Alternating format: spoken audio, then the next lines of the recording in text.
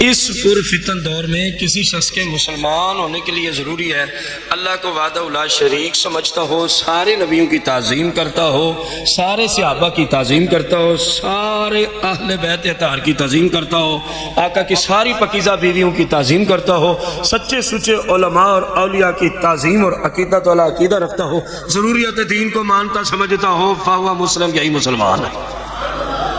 المیہ ہمارے زمانے کے لوگوں کا یہ ہے کہ وہ 30 سیکنڈ کی باتوں کو جانچ کے زندگی گزارنا نہیں چاہتے۔ انہوں نے کبھی نہیں دیکھا جس کے ساتھ میں اٹھتا ہوں یہ کہیں انبیاء کے خلاف تو نہیں زبان کھولتا، جس کے ساتھ بیٹھتا ہوں کہیں یہ صحابہ کے خلاف تو نہیں زبان کھولتا،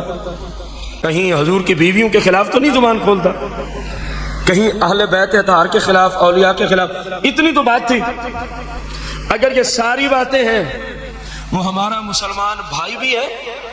اس کی عیادت بھی ہے، اس کا جنازہ بھی ہے، اس کو رشتہ بھی دیا جا سکتا ہے، اس سے رشتہ، اگر ان میں کوئی ایک نہیں ہے تو کوئی کام بھی نہیں ہو سکتا۔ کتنا سادہ سا اصول ہے۔